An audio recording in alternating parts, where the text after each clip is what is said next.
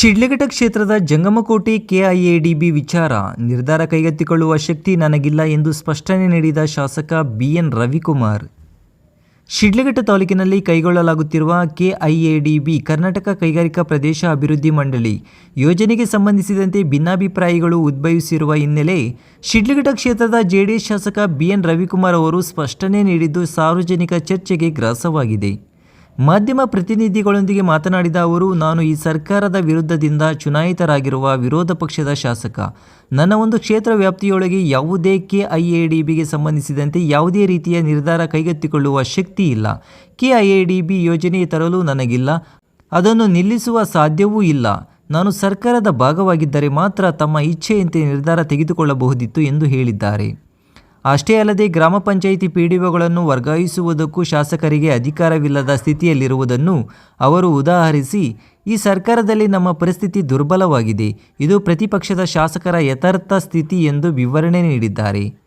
ಇನ್ನು ಶಾಸಕರ ಈ ಸ್ಪಷ್ಟನೆ ಹೆಚ್ಚು ಗಮನ ಸೆಳೆಯುತ್ತಿದೆ. ಪರ ಮತ್ತು ವಿರೋಧವಾಗಿ ವ್ಯಾಪಕ ಚರ್ಚೆ ಆಗ್ತೈತೆ ಕೆಐಡಿ ಬಗ್ಗೆ. ನಮ್ಮ ನಿಲುವೇನು? ಇವತ್ತು ಕೆಐಡಿಬಿಗೆ ಸಂಬಂಧಪಟ್ಟಂಗೆ ಇವತ್ತು ನಾನು ಸರ್ಕಾರದ ವಿರುದ್ಧವಾಗಿ ಆಯ್ಕೆ ಆಗಿರ್ತಕ್ಕಂಥ ಶಾಸಕ.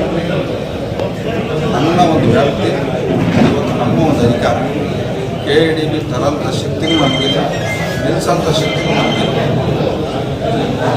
ಇವತ್ತು ನಾವೇನಾದರೂ ಸರ್ಕಾರದಲ್ಲಿ ಇದ್ದಿದ್ರೆ ನಾವು ಏನು ಬೇಕಾದ್ರೂ ತೀರ್ಮಾನ ತಗೋಬೇಕು. ಇವತ್ತು ಉದಾಹರಣೆ ಕೇಳಬೇಕಂದ್ರೆ ಈ ಸರ್ಕಾರದಲ್ಲಿ ಗ್ರಾಮ ಪಂಚಾಯತಿ ಪಿಡಿಒ ಕೂಡ ನಾವು ಟ್ರಾನ್ಸ್ಫರ್ ಮಾಡಿಸ್ಕೊಂಡು ಬರೋಕ್ಕಾಗ್ತದೆ. ಇದು ವಿರೋಧ ಪಕ್ಷದ ಶಾಸಕರ ಪರಿಸ್ಥಿತಿ. ಪರ ಮತ್ತು ವಿರೋಧವಾಗಿ ವ್ಯಾಪಕ ಚರ್ಚೆ ಆಗ್ತೈತೆ ಕೆಐಡಿ ಬಗ್ಗೆ. ನಮ್ಮ ನಿಲುವೇನು? ಇವತ್ತು ಕೆಐಡಿಬಿಗೆ ಸಂಬಂಧಪಟ್ಟಂಗೆ ಇವತ್ತು ನಾನು ಸರ್ಕಾರದ ವಿರುದ್ಧವಾಗಿ ಆಯ್ಕೆ ಆಗಿರ್ತಕ್ಕಂಥ ಶಾಸಕ. ನನ್ನ ಒಂದು ವ್ಯಾಪ್ತಿ, ಇವತ್ತು ನಮ್ಮ ಒಂದು ಅಧಿಕಾರ. ಕೆಐಡಿಬಿ ತರಂಥ ಶಕ್ತಿಗೂ ನಮಗಿಲ್ಲ, ನಿಲ್ಲಿಸೋಂಥ ಶಕ್ತಿಗೂ ನಮಗಿಲ್ಲ. ಇವತ್ತು ನಾವೇನಾದರೂ ಸರ್ಕಾರದಲ್ಲಿ ಇದ್ದಿದ್ರೆ ನಾವು ಏನು ಬೇಕಾದ್ರೂ ತೀರ್ಮಾನ ತಗೋಬೇಕು.